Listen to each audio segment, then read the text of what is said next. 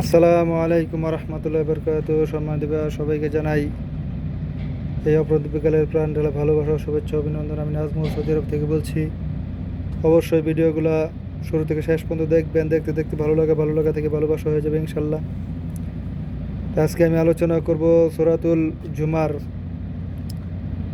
পবিত্র কোরআনের 39 নম্বর সূরার 2 এবং 3 নম্বর আয়াত থেকে আলোচনা করব সংক্ষিপ্তভাবে, আল্লাহ তৌফিক ফরমাইলে। তো যাই হোক, এখানে আল্লাহ বলতেছে, আমার আরবি আবারতে হয়তো একটু সমস্যা হতে পারে, এর জন্য হয়তো অনেক অনেক ধরনের কথা বলবে।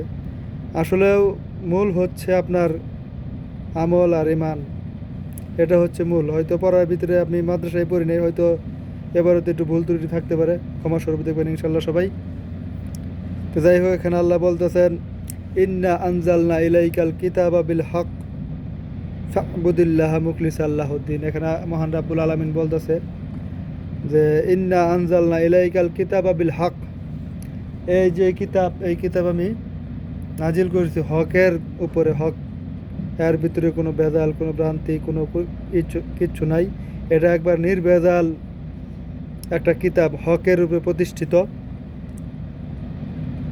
তারপরে আয়াতে দ্বিতীয় অংশ বলতে ফা'বুদিল্লাহ মুখলিসা আল্লাহুদ্দিন, তোমরা শুধু আল্লাহর ইবাদত করো মুখলিসিন, একবার অন্তরকে পরিষ্কার করে, অন্তরের ভিতরে কোনো ভেজাল থাকা যাবে না, একবারে নির্ভেজালভাবে, অন্তরে কোনো গায়রুল্লাহ থাকবে না, কোনো অন্য কারো কোনো তাকলিদ থাকবে না, অন্য কোনো বিষয়ের কোনো থাকবে না, শুধুমাত্র আল্লাহর ইবাদত।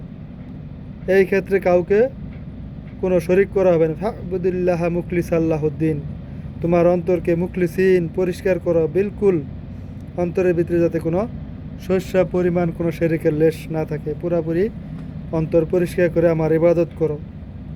এরপরে বলতেছে আলা লিল্লাহি দীনুল খালিস, দিনে আলা লিল্লাহি দীনুল খালিস, তুমি পরিপূর্ণ খালেস, শুধুমাত্র আল্লাহকে রাজি খুশি করার জন্যই খালেস অন্তরে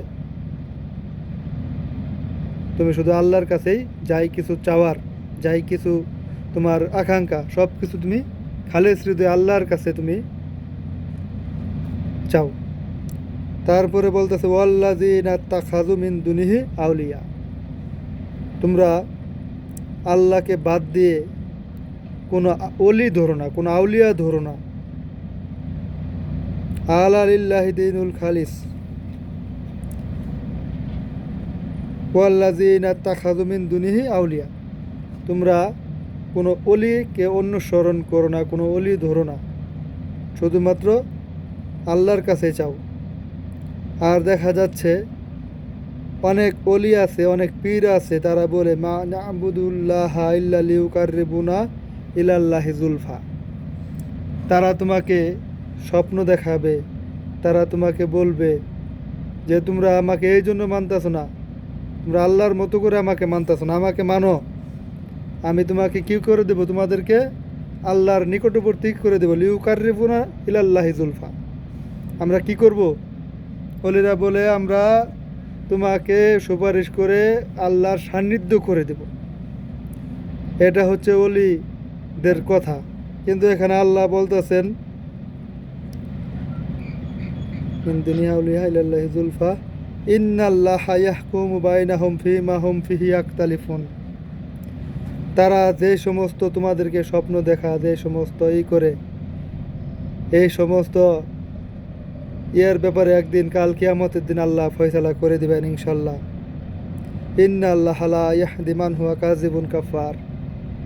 আর এই সমস্ত মিথ্যা বন্ড ওলিরা যারা বলে তোমাদেরকে আল্লাহর নিকটবর্তী করে দিবে, আসলেও তারা মিথ্যাবাদী, কাযিবুন কাফার। এক তো তারা মিথ্যাবাদী, মিথ্যা কথা বলে, আর দ্বিতীয়ত কাফার, তারা সত্য গোপন করে।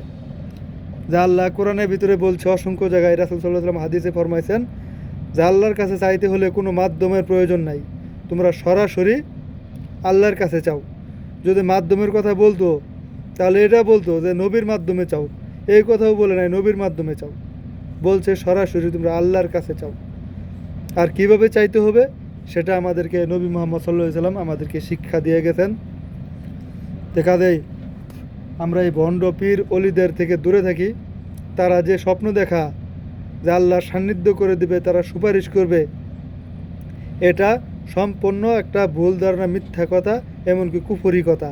আপনারা যদি এটা বিশ্বাস করে কোনো অলি ধরেন, কোনো অলির কাছে যান, তাহলে আপনারা পথভ্রষ্ট হয়ে যাবেন। আপনি আপনার একমাত্র পথ নিদর্শন হিসাবে মুহাম্মদ সাল্লাল্লাহু আলাইহি সাল্লামকে মানতে হবে, আর কোরআন, মহাগ্রন্থ আল কোরআন, এটাকে আঁকড়ে ধরতে হবে। এর ব্যতীত আর যে যাই কিছু বলুক না কেন, এর থেকে আপনাকে বেঁচে থাকতে হবে। কারণ আপনি যদি একমাত্র আল্লাহর ইবাদত না করেন, আল্লাহ আপনার সমস্ত গুনাহ মাফ করবেন, দুইটা গুনাহ ব্যতীত। সমস্ত গুনাহ আল্লাহ চাইলে মাফ করতে পারেন, আপনাকে শাস্তিও দিতে পারেন, কিন্তু দুইটা গুনার আল্লাহ কখনো মাফ দিবে না। এক হচ্ছে শিরক, দ্বিতীয় হচ্ছে অন্যের হক মেরে খাওয়া। শিরক করলে আপনি তওবা বললে মাফ পাবেন, যদি মরার আগে যদি আল্লাহ যদি আপনাকে হেদায়েত করেন, আপনি তওবা করেন খালেস, যদি আর পুনরায় যদি শিরক না করেন, আপনি মাফ পাবেন। কিন্তু বান্দার হক, আপনি যদি কারো হক নষ্ট করেন, কারো হক আত্মসাৎ করেন, এটা আল্লাহ মাফ করবে না। আপনি যার হক আপনি মেরে খাবেন, যাকে আপনি কষ্ট দেবেন, যার উপরে জুলুম করবেন, সে যদি মাফ না করে, এই পাপের মাপ আল্লাহ নিজেও করবে না, এটা আল্লাহ বলেছেন। আর শিরকের পাপ, এটাও আল্লাহ মাফ করবেন না। আপনি যদি খালেস হৃদয়ে তওবা করে পুনরায় আল্লাহর কাছে ফিরে না আসেন, এটাও আপনাকে মাফ করা হবে না। দেখা যায় আল্লাহ আমাদেরকে সঠিক বুঝ দান করুক। আর বাংলাদেশে যে সমস্ত পীর হয়েছে, এই সমস্ত পীর থেকে আমাদেরকে আল্লাহ রক্ষা করুক। আর যারা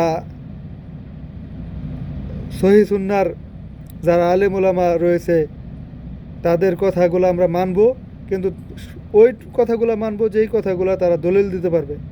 কোরআন হাদিসের দলিল থাকলে সে যেই আলেমই বলুক না কেন, আমরা সেটা মারতাবেতে মেনে নেব। আর কোরআন হাদিসের যদি কোনো দলিল না থাকে, আমরা সেটাকে মানব না।